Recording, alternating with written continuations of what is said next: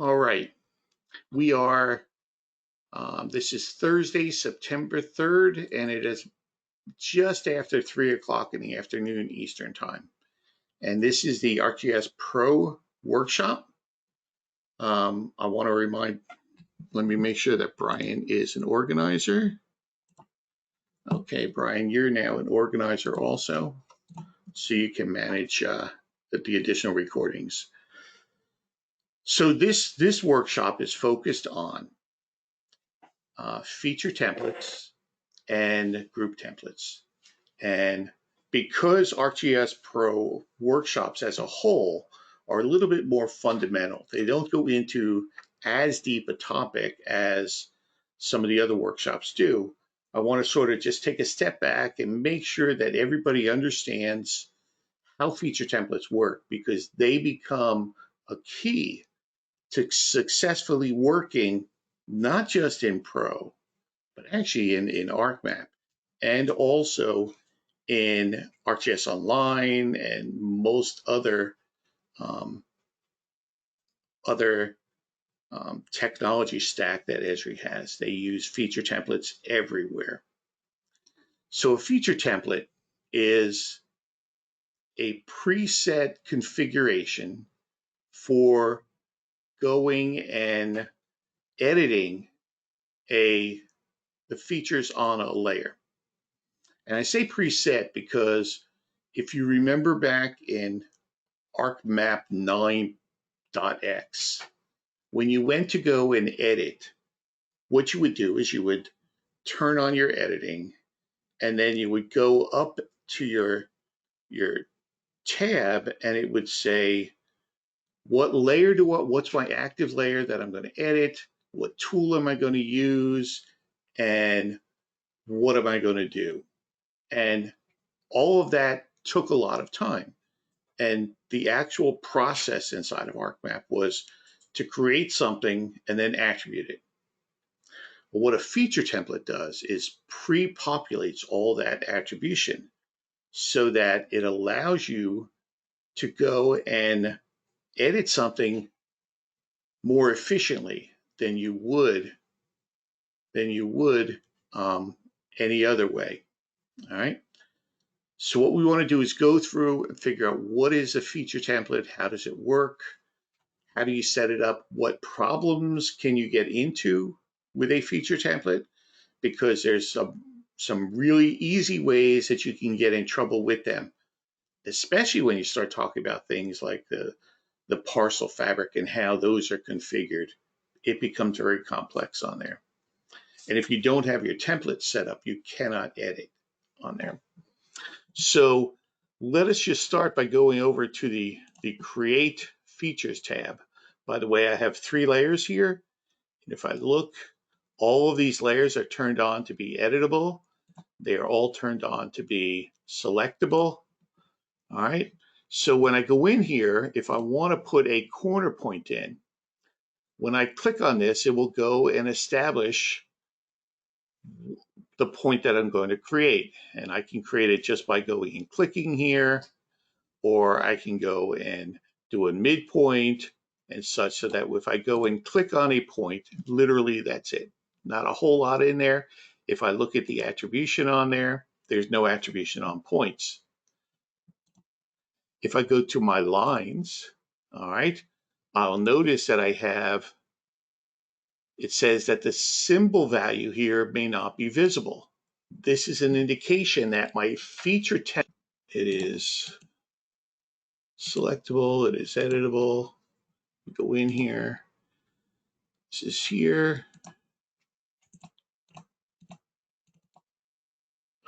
All right. Sorry about that. I'm going to cut that first part out completely. All right. So with my edit template, when I go in here, I get a set of tools that I can go and use to go and create these. I get just a standard create a polygon feature class by clicking on the vertices. This is autocomplete, where I can go and tell it to autocomplete in here. This is right angle and circle and square and the ellipse and such.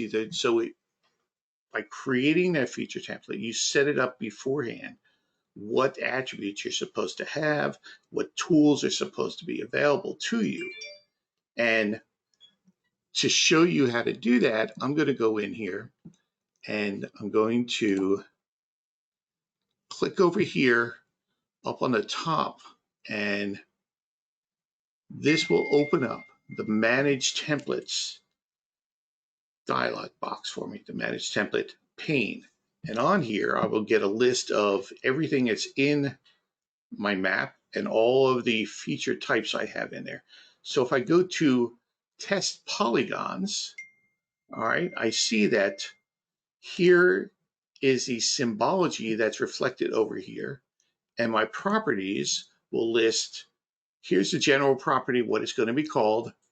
Here are the tools that are going to be available, including the default tool. So if I feel I'm never going to be working with right angle polygons, I can go and remove that. If I don't want to do circles or ellipses, I never do ellipses. Autocomplete freehand, I never use that tool. Stream, polygon seed, structures, difference, I don't use any of those. So I can click OK, and you'll note that it changed what was actually stored here and what's available to me to go and edit. Same way, if I go into properties, if I go to attributes, it allows me to go and preload any attributes that I might have. So in this case, I could say, well, maybe I want to call this a parcel, and then have it automatically, when I go and create this, it will automatically create the attribute. And just to show that, I'm going to go and label this. I'm going to use my labeling properties of the feature name. Good. So now it has there, and when I go to create this, it will automatically preload parcel on there. All right, this is the simplest way that you can set up a feature template. So let's go and correct this one here. Again, it tells me there's a problem with this one. So the easiest way to fix this now that you see that there's a problem with it, is to go in here to Manage Template and click on the test lines, click on that layer. And the easiest thing to do is just delete that old one and pull down this new and say, create a new layer for whatever is set up on that table of contents for symbology. All right. So when I do that, you will see I now have test here, and I can close this up, and this now, well, it's still giving me that error message. I must have some sort of, that's part of a topology. That's what it is. So again, it tells me what tools it has available to me. And again, I can go in here and tell it the properties and get rid of these tools. I'm never going to do this. I'm never going to do this. No freehand, no streaming. All right. So it goes and changes and manages that template for me so that I can go and work with it correctly. All right. So what happens, and this is where you start getting into some problems. What happens when I have this symbology set up differently? So let's say I go over here and I decide to change from a single symbology to going and creating a different symbol for every type of parcel that I have. By the way, I'm going to go in here, and if I do unique values, by default, it will show me all other values. I'm going to remove that right now by pulling down on this tab here, the More tab, and telling it, don't do that, but just null will be our empty one, parcels and such. All right. So this is now applied. If I go back here to my templates under Create, for my parcels, I only have that one that I created before, which was the one that had parcels on it.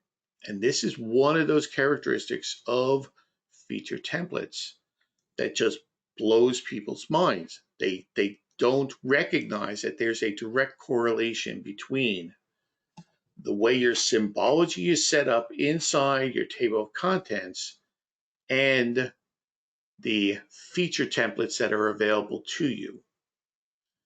They don't automatically keep them synchronized, so that if you change a symbology over in your table of contents, you must go in there and create feature templates that match that. So again, the easiest way to do that is just go in here, go to feature templates, to manage my templates, click on that layer. Now I click on the layer, I can pull this down and again say, create templates for me, create new templates that match that layer over there. All right, and I will do that, but I have this old one here. That's the old one that was in here that originally was called test polys. I want to delete that. All right, so now I have one for exactly how my symbology is set up by name. And I can go in here, and now if I want to do a parcel 3 type, if I want to do a parcel type,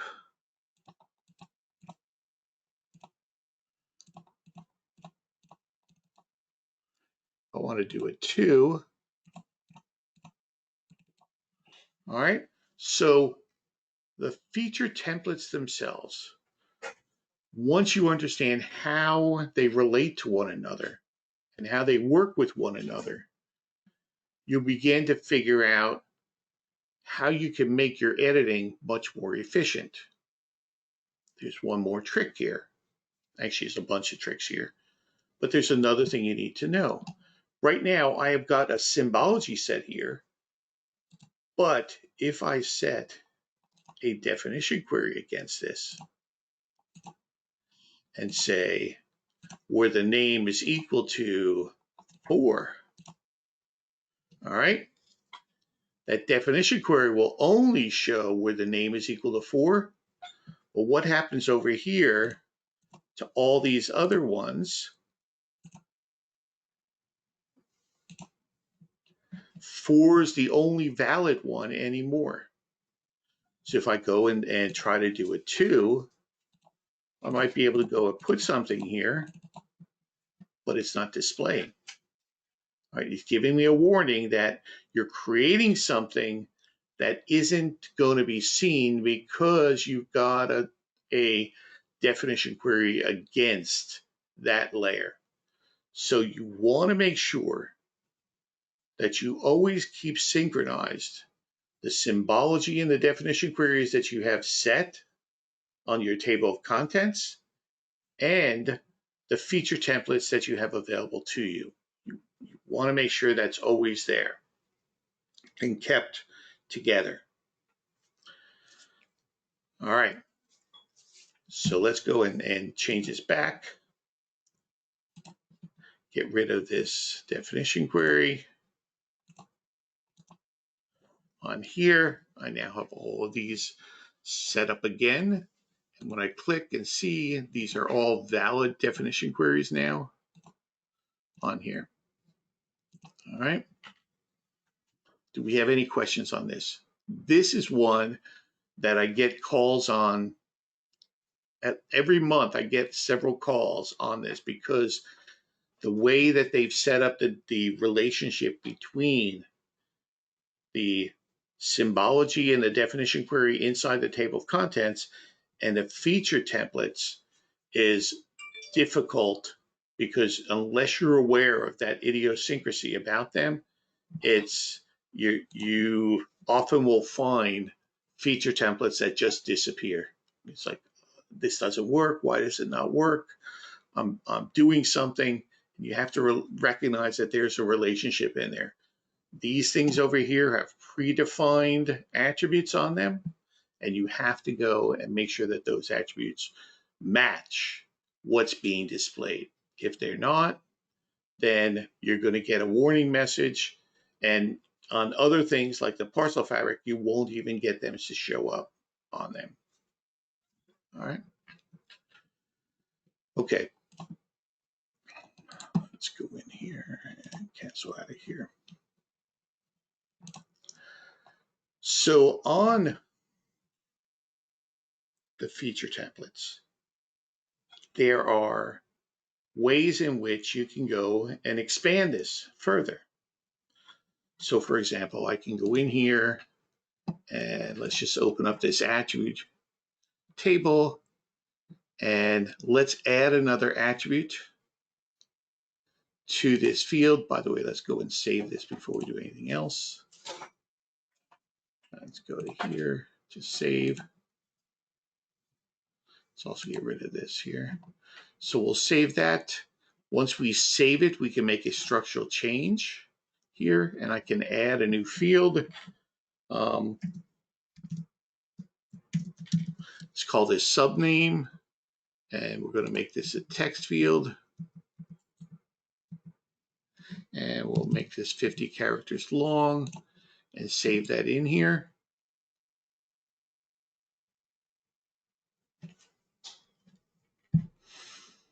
Now that we have a subname field, what I'm going to do is I'm just going to real quickly calc this out to the object ID, which will give me another set of values on here. By the way, I gotta love what they've done here. By the way, that is let me clear this out, then recalc it again.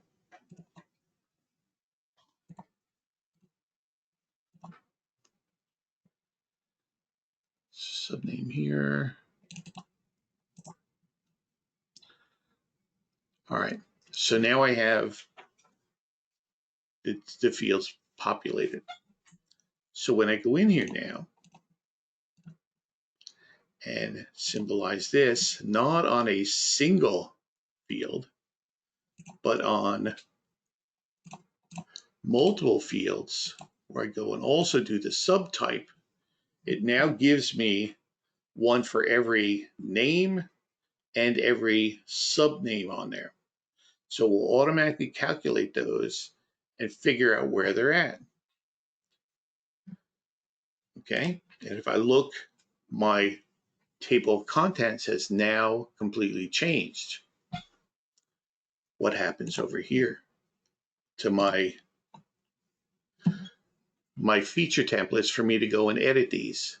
Once I change the symbology, once I change that definition over there, those templates no longer work. They're no longer available for me. All right. And again, you must remember that as you're going through this. So if I go in here again, go to test poly, and I'll go in here and take these and delete them all.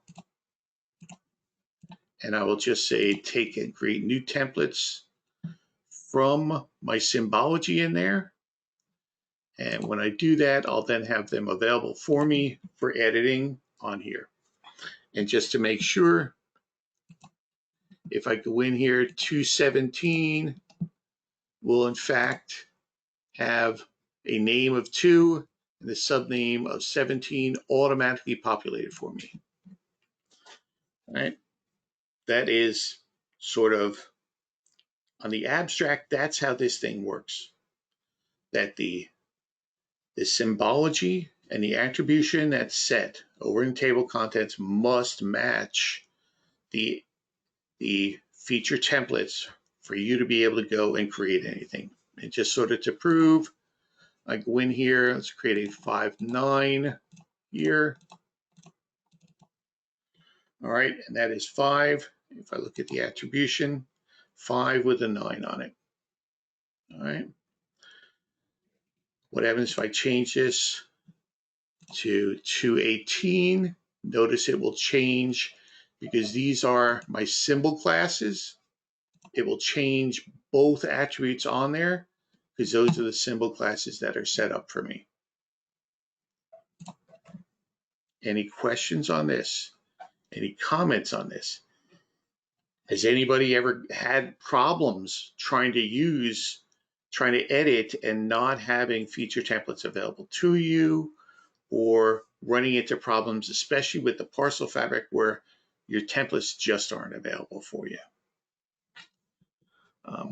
Let me show you another way in which that feature template may not be available to you. If I go and say, turn off my edits on that layer, not available to me. If I turn them on, they're there. What happens when I turn on selectable? I can still edit. They're still available. I just won't be able to select them. What happens when I turn off my display? I cannot edit something, or I cannot create something with a feature template if it is not displayed and it is not editable. So either one of those sort of filters, if either one of those are not checked, your feature templates will not appear at all. All right, so you want to make sure if you find something not appearing here, is it displayed? Is it editable? All right, and then finally, once you get over here, is it something that matches over here? Those are things. All right. Again, now if you're setting something up for you, you want to try to make it as easy as possible. So you want to think about this beforehand. What am I going to be creating? What is it supposed to be? And what tools am I going to be using? You want to set that up as much as possible beforehand to make it easier for you. So let's go and do a little bit of designing here. If I have a line feature class, let's go back here. I have a line feature class. Let's look at the attributes here. And this line feature class has standard Kogo information on it, but it also has name and line type. All right. Right now, we don't have any domains set up for this. We don't have anything set up. So let's talk about maybe we're designing some sort of a parcel in which we want to have things such as, so this is a boundary type, or this is an origin connection type, or this is a curve type. We can go ahead and do that now. So we're going to work through that. Matt, thank you for the comment. Matt says he's also had them disappear, but it's always something related to versioning. Again, if you don't have those edit rights, your feature templates are not going to show up. They're going to they'll disappear, and just means this isn't set up for you yet right now to do this. So I'm going to go and create, with this line feature class that's got Kogo on it, I want to create a domain that tells me whether or not these are what we used to call origin connection lines. Those are the lines that go from points of beginning from points of commencement to the point of beginning, or whether it's a boundary line. All right. So I'm going to create a domain on that. So I'm going to go to Design, Fields, and in here, this is my line type. And over there, we're going to have a domain. And when we click on here, we have no domain in this geodatabase, so I'll go and create a new domain. I probably should have looked to see what type of field is this. This is a text field, so I can create line type, and this is line types, coded value domain, It is a text field. When you're setting up a domain, you want to make sure what type of field it's going to go with. And over here, I can put in the codes and the description of what they are. So in here, I can type in a code of origin or ORG, ORIG, and I can call that the origin connection line, and I'm hitting tab. And then I have one, and I'll call this BND, and this will be my boundary line. And I'll make sure that I spell that correctly. And I think that's all I really need here to do this demo. I'll delete this other option, and it won't let me save. Why won't it let me save? I go over to my editing on here. Turns out that I have unsaved edits. Let me go and save them. Be nice if it would say that, but it doesn't. Now I can save my domain.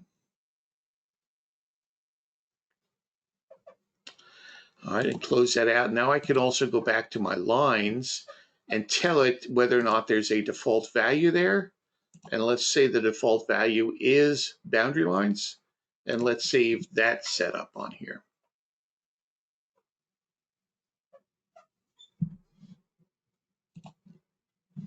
All right.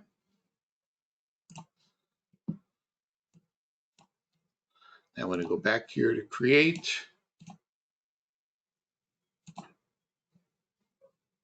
Let's go and check this just to make sure. Let's go to test lines. Let's tell it to go ahead and create them so it matches this. All right, and it should match that now.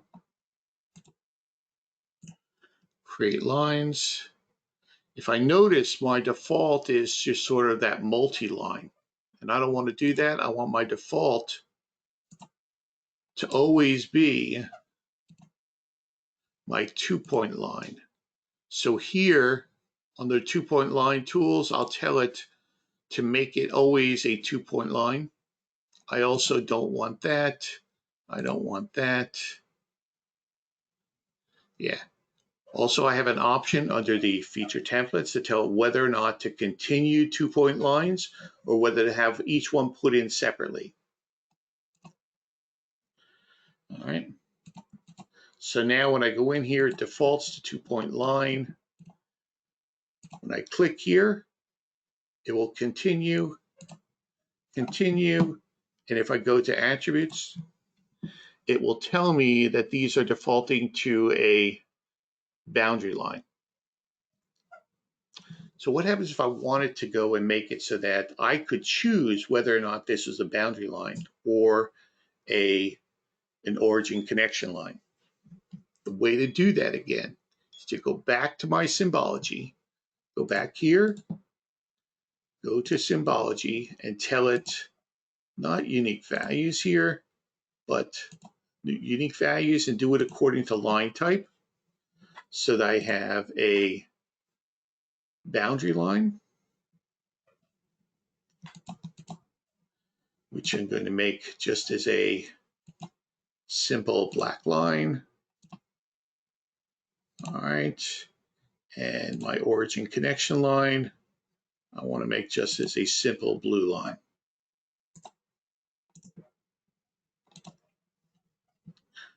All right, now that I'm done with that, let me go back to my manage templates and go in here and create those. Here is there. So I now have 2 different types of lines that I can be creating and working through this. Let me save this here. So now if I have an origin connection line, I can start here with just a multi-part line or start here with a single line on here and then go over to here By the way, the templates defaulted back to here. We go and change those here. Origin connection line properties to my tools, default back to here.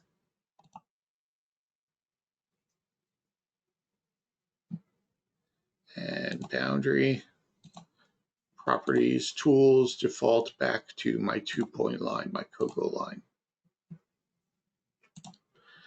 Now when I go in here and I can flip back and forth between these on here. All right, this is all very simple, but you need to understand these fundamentals of how the table of contents and your templates match, and how when you make a change to your templates, you want to make sure that the default tool set, that only the tools that you want are available to you, and you go and set these up, because once you've done that and save it, it then becomes much easier for you when you go to do any editing on your additional project. All right.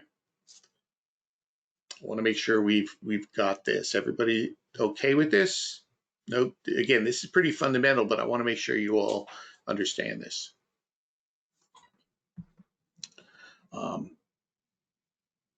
So if I go in here and let's go to my tools, go to my traverse just to demonstrate that in fact my lines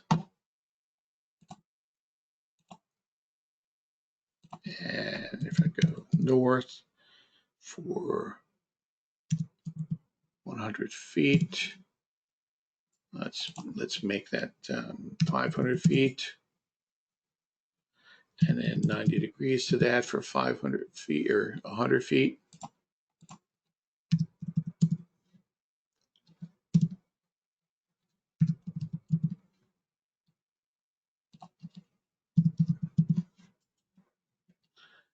And all right.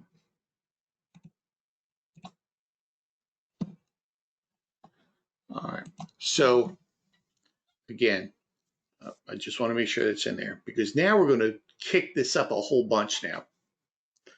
All right. So as long as we understand that, so how can we use what we now know to go and build on this further? All right. What we can do is we can go and build what's called a group template, one in which when we do one thing, it does a series of other things for us.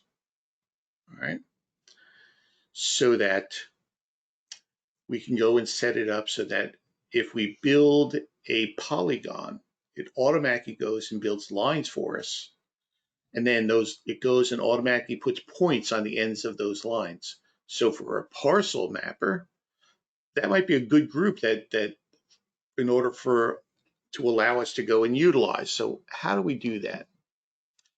So if we go over to create, and this is going to be a new template on here. This is going to be a new group template for polygons. We're going to create it so that when we build the polygon, it will also then go and put lines on it. All right, so let's do that first. Let's first create a group polygon. And we'll call this Parcel Builder. All right, and it is a polygon and it's a group one. And we're going to use the polygon default. We're not going to use this. No ellipse, autocomplete. Yeah, trace is good. Structures or differences. That's good there. All right.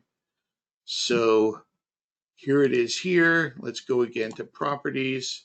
I wasn't quite done with that. There it is there. Now let's go to builders. So by the way, this is going to use the default value in here. I could tell it, no, I want to go and create a different polygon feature. I want it to be a parcels on here. Now what I want to do is I want to take and add what's called a builder. A builder is a tool which allows you to go and do something else to it. And when we click on Builder, it will show us what other templates are available to us. So we can go and tell it to go and put a boundary line, all right? A boundary line on the boundary all the way around here.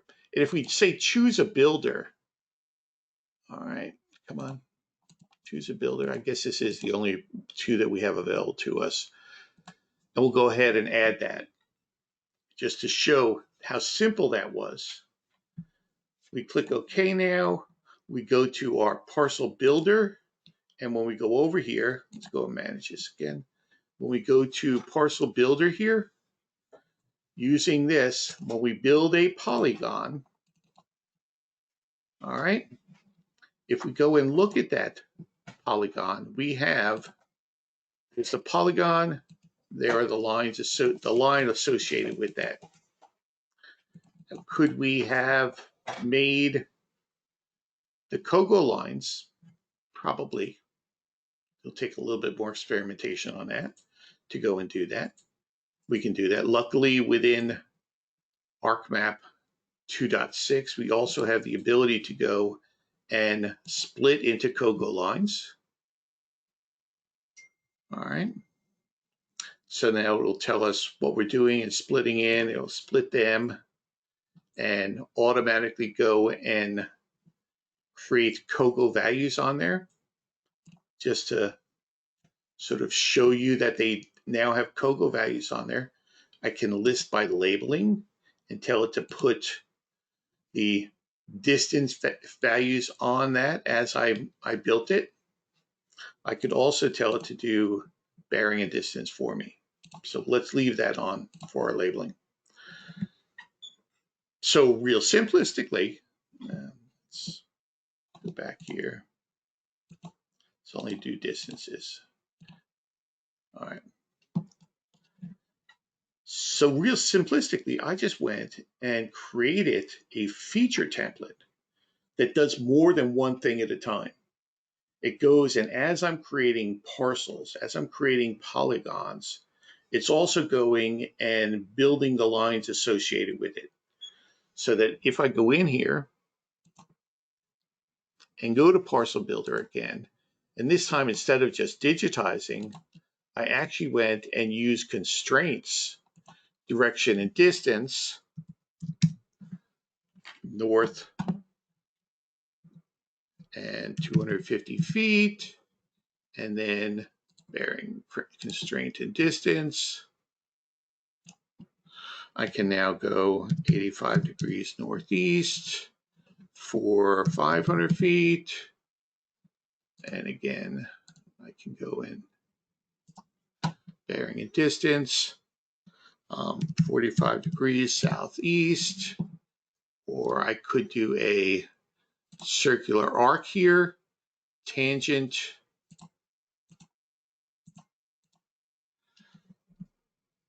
distance is, let's say 45 southeast, sorry.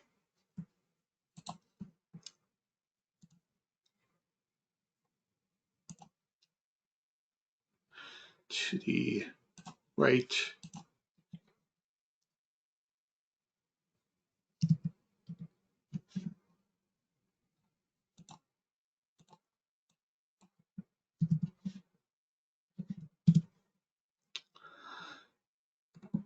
All right.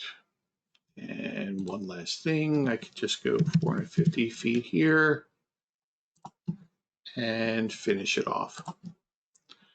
All right.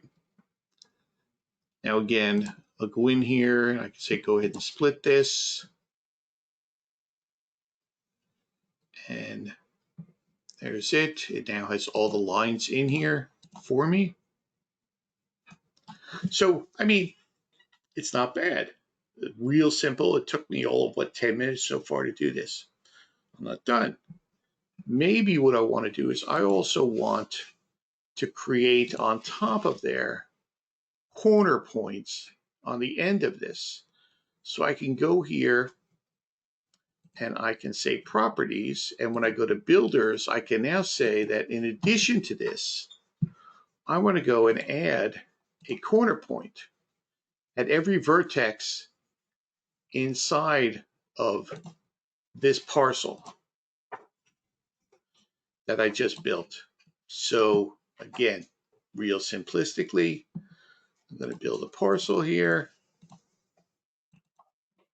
All right, and if I look, it actually has created. Let's make these a little bit bigger.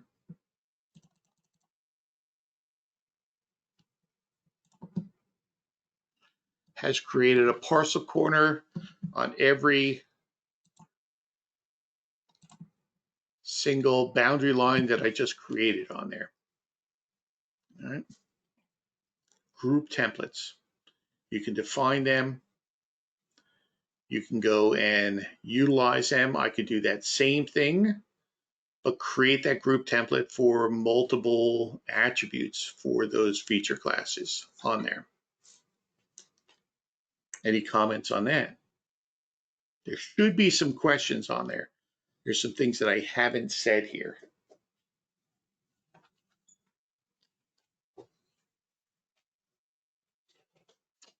None? All right. So some of the questions, for example, what happens when I go and take this and I split it? All right. Well, right now it actually only split. I'm going to undo that because this was not checked. Let me clear this out here. Let me allow splitting without a selection, and let me split this here. And so this will split those COGO lines, create two parcels or two polygons on there.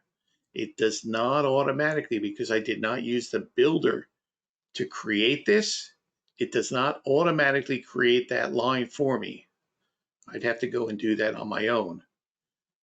But it does, there's certain things that work correctly now. So group templates are great for working and creating it the first time. It does not go back and test everything to redo that and reapply that every single time though. All right, that's one thing. The second question is, there should be, well, that's nice if I want to build polygons first. Can I do it the other way around? Can I do it so that I can create lines and those lines are somehow used to create a polygon? All right, so let's go back here and let's see if we can do that. So if I go in here, manage my templates, go to my lines, and then say I want to do a new group template. And I'm going to call this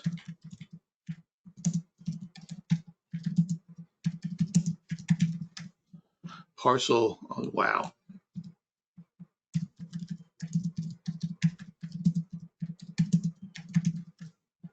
Parcel builder with lines. And I'm going to use, if I use the 2-point lines, it's not going to work. So I'm going to actually go and set it to my lines will be my default. And when I do this, I want to add it. I want to add a builder where I can choose a template.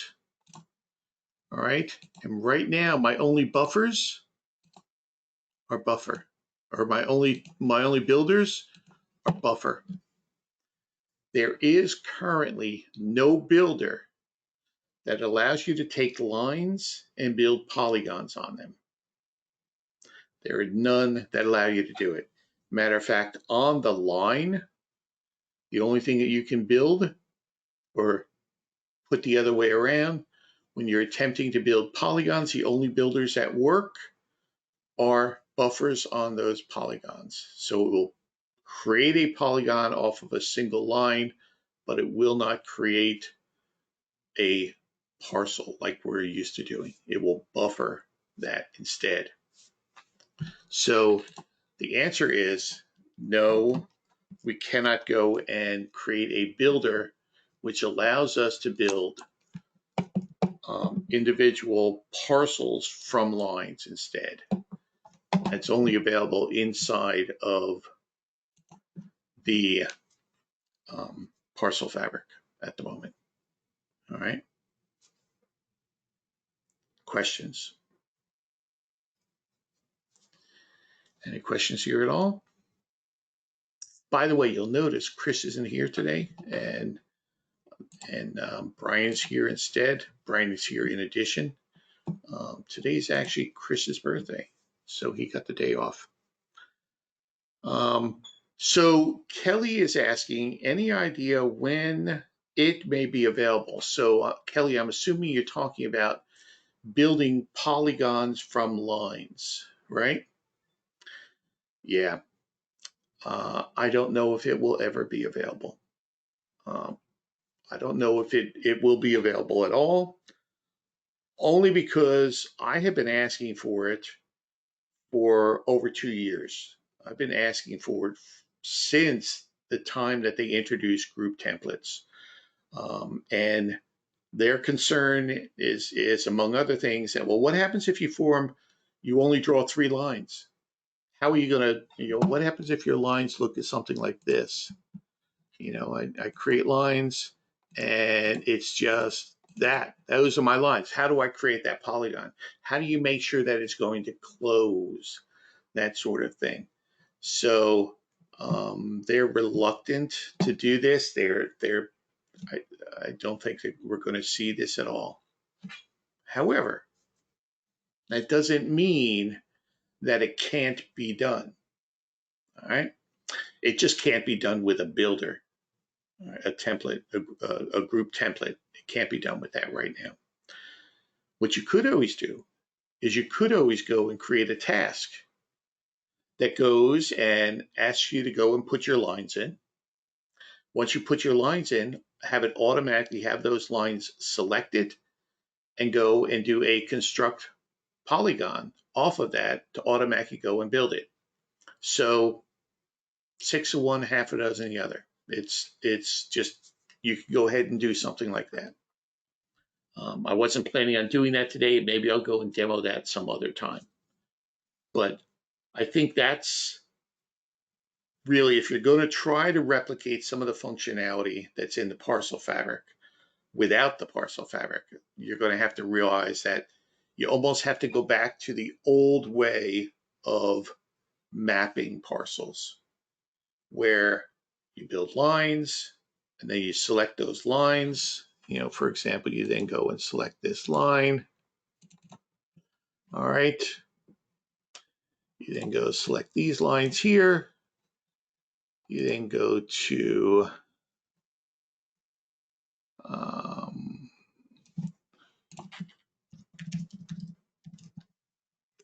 construct polygon.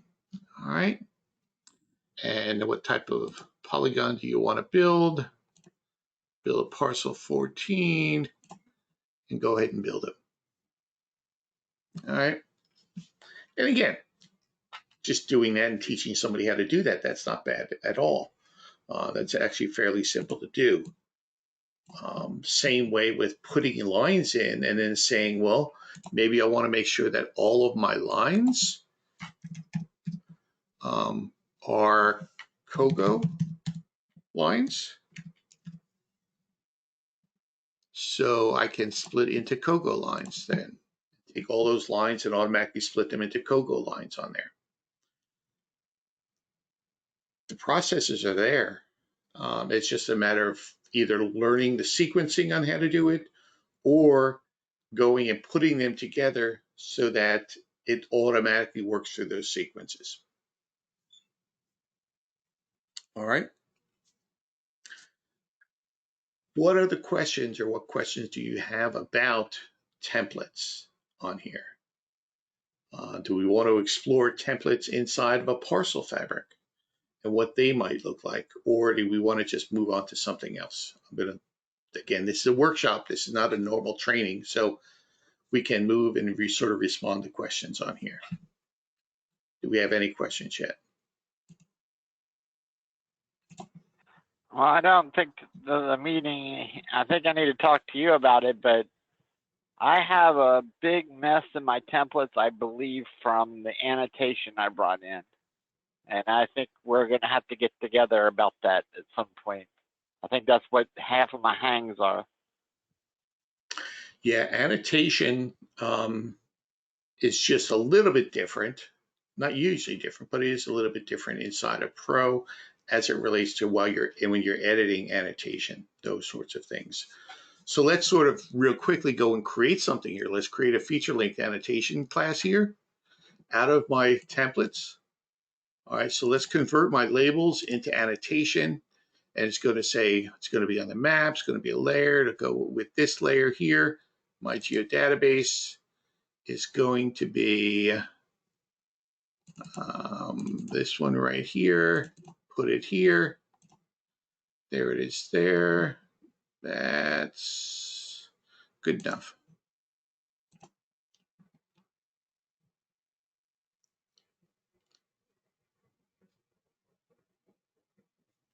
Yeah, let me stop editing.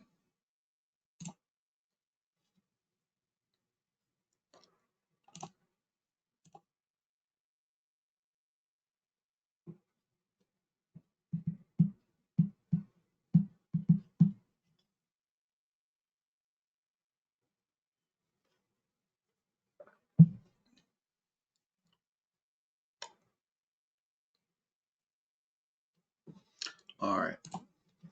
So now I have these templates here. All right, and it creates, in this case, because I had two different label classes set up for my Kogo, it automatically created both of them and did both of them. So if I go in here and go to my annotation tool, all right, I go in here and select annotation, and it will let me go and modify here on this, you know, on my feature classes. If I want to go and create, and again, this is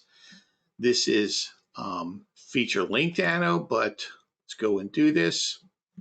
The way the feature templates are supposed to work is that it depends upon how you want to orient them. Right now, they are oriented according to circles.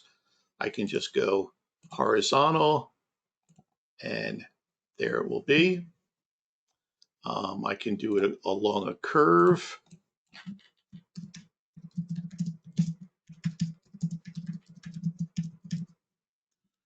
All right.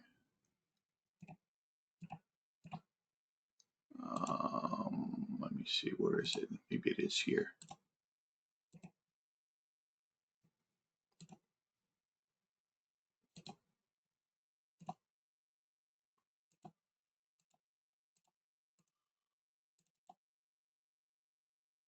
All right.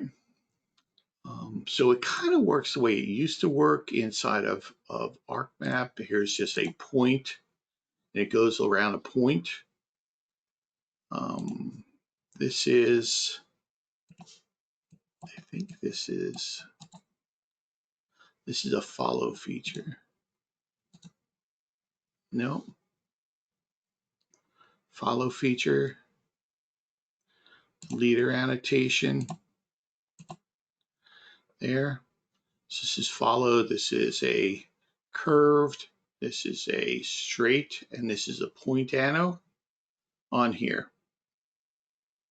All right, so in here, what happens when I do this?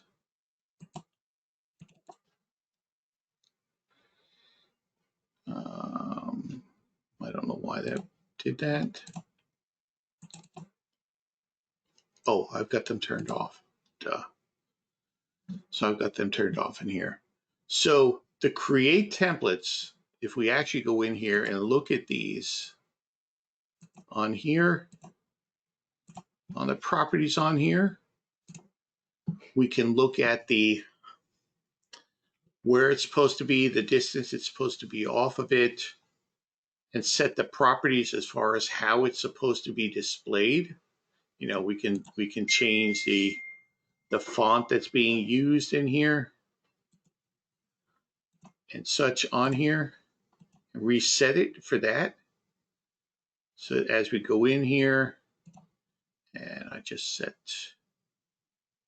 distance here, you can see it then now set it to Times New Roman and such on here.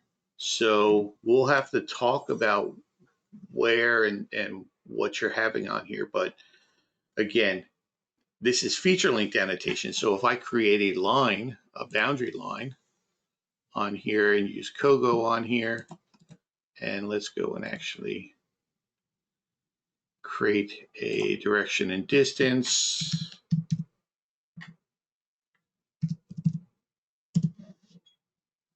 All right.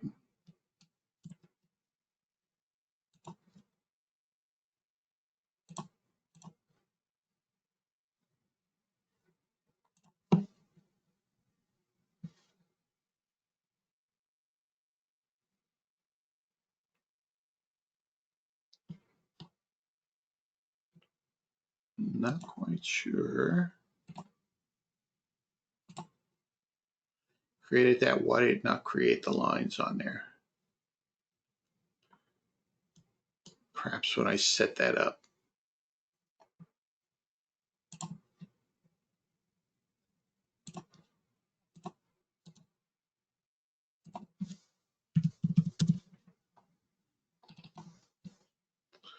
It's not creating the anno on it.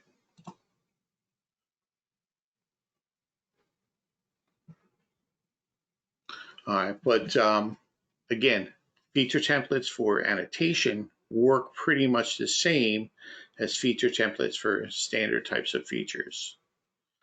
All right, so Tori, we'll have to go and look at that and see if there's an issue on there once we get in and look at it. All right, further. All right, any other questions on here? Any suggestions, anything you want to see about feature templates, about group templates? There's some, if you're dealing with non-parcel fabric, there's some really interesting things that you can do to make this work more efficiently for you.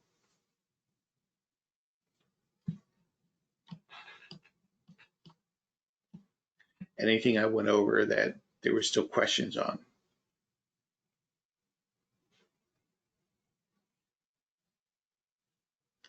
Anything that I haven't gone over yet that you'd like to see? Now's the opportunity. I'm going to unmute everybody.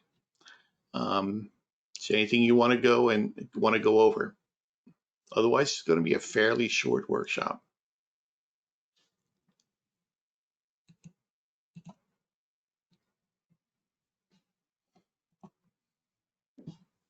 All right. So what I'm going to do is I'm going to go ahead and stop the recording and leave it at this. And we'll just move into sort of office hours and open discussion. So this will be about an hour-long workshop to cover feature templates and group templates, what they are, how to go and create them, and how to work with them. Thank you so much for being here.